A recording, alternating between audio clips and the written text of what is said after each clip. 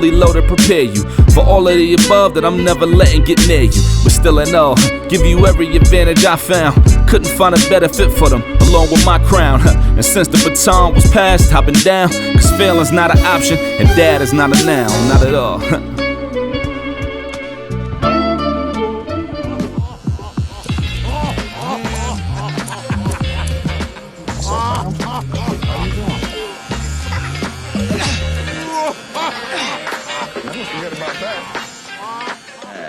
And it holds them for the rest of their life, and they hold that grudge as a reason why I hate my father, but I'm not going to be like my father, and that's the wrong way to look at it. So can you talk about that a little bit, how you didn't hold a grudge to like evolve yourself as a father and a man? Well, the crazy part is that I was married to rejection and fear. So I had this strong relationship with those two types of emotions and feelings. And so my mother never said anything negative about my father. What my mother did is she never really said anything about him. Right. And so I was really kind of left to my own device around how I would think about him. And I talk about this idea of me sort of chasing shadows, and that, you know, when you're a young person and you're trying to find that part of you that has gone missing. I was chasing after my father through shadows, and you know, anything about shadows, they shift change. And so, you know, if you're not careful and you're a young person, you can find yourself caught up in all kinds of things because you're trying to figure out who you are. But man, the crazy part is that I did find my father. I actually found my father on MySpace at the time before Facebook was even needed, bro. You know, this you don't even know about MySpace. Way back. Wow. Right? I mentioned MySpace, people like, what? So yeah, man, I found my pops through MySpace. I had my father's name and I had my father's date of birth, but because I had such a huge fear of rejection, I just knew that if I would contact him, he would reject me. And so I didn't know what he looked like or anything like that, man. But on MySpace, there happened to be, and I don't even know, it's such a long story, but to shorten it up a little bit, my little brother had the same name as my father. And the crazy thing is I found him, and I remember messaging my little brother at the time, who I didn't know for sure, but I just told him, I said, hey man, this is where I was born.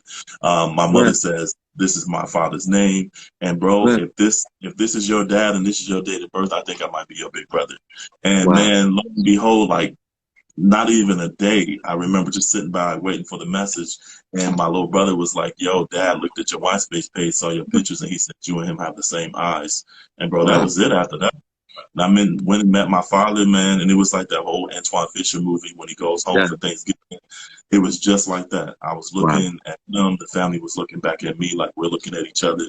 And I just remember going through my father's living room and noticing that I was not in any of the photos. So they were framed families, but I wasn't in them. And I think that is what started my journey with me and my father. And it's been difficult because how do you love a man that you have no memories of? Yeah.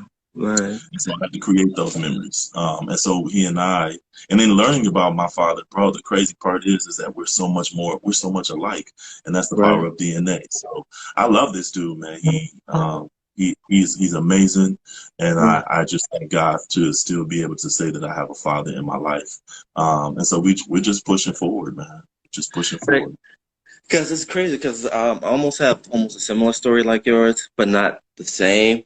Like growing up, I usually have that mindset, like every time, you know, my birthday comes up, when I look in the mirror, that's the only time my father comes around. You know, I had that in my head all the time when I was younger, you know, but my mother never said anything negative about him. But I always wondered, luckily, you know, I did have a stepdad there, but, you know, I always wondered. And what happened was kind of weird. It was New Year's. I think it was New Year's of 2012, I do believe. Yes. And before the ball dropped. Okay. My uncle calls me and he say, hey, nephew, Happy New Year. And all of a sudden I'm like, can I talk to my dad? And he paused. It's like, all right, cool.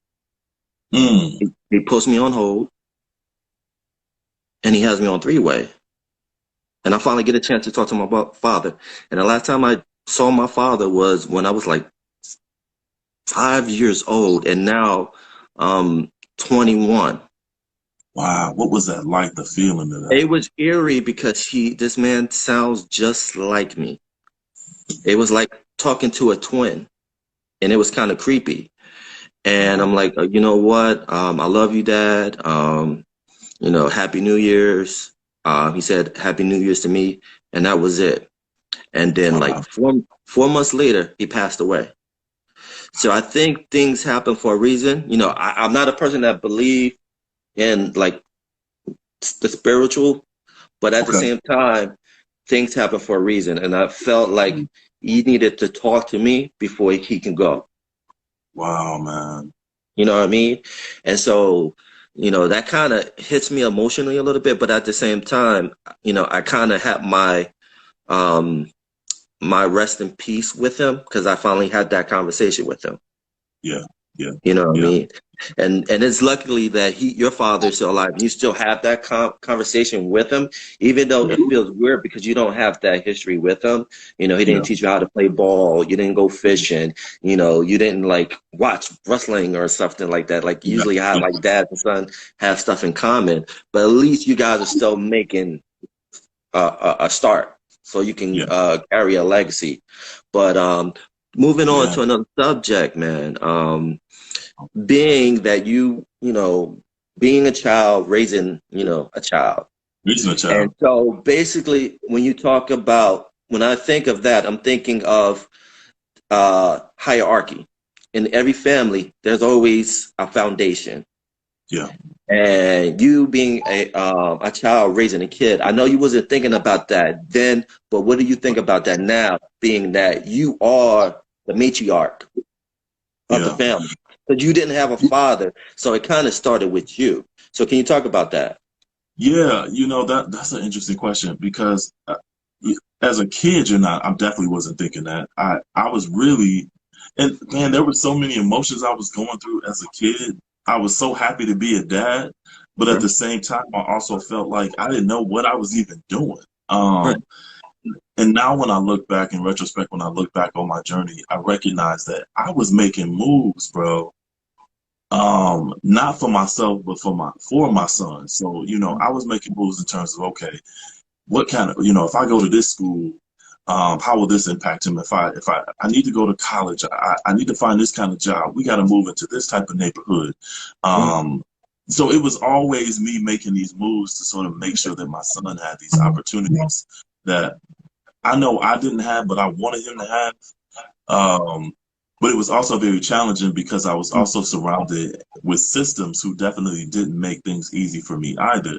And so even when I talk about that, man, I think about this idea that I started out getting 200, what was it, $185.50 in like cash assistance and like Mm. $200 in food stamps. And I remember this at 16 years old, and then I'm going to a private Catholic school at that. So here I am.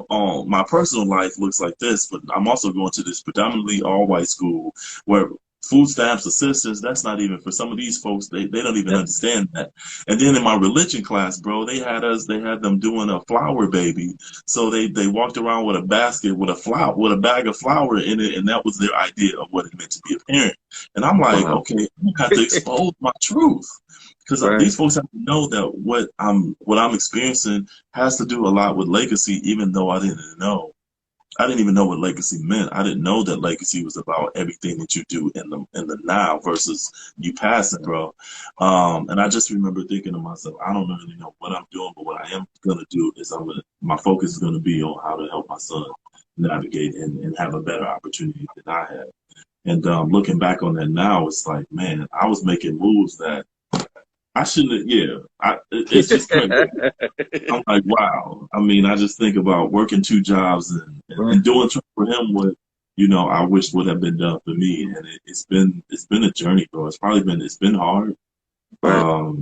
but it's I've just taken it, and I feel like every challenge that I've had to use that as a stepping stool to sort of help move and pivot my family forward. And so when I think back about that, man, I've been a nurturer my whole life. What I do, I take care of people. It's part of my makeup.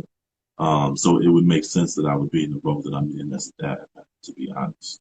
And I love it. I love kids, and it's crazy. My father loves kids, so Wow. he's a nurturer. It's like I'm like, man, I never would have, guessed that me and this man share the same type of experiences, even though we didn't grow up together.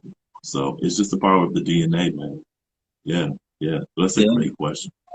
Yeah. Yeah, man, thanks. And then also, like, as you know, as you carry that legacy onto your son, and your son is carrying it to his child, you Yeah. know, and that's an important role to telling a story, which you are a great storyteller, Yeah. and how legacy storyteller and being a Black man, and how is it important to write your story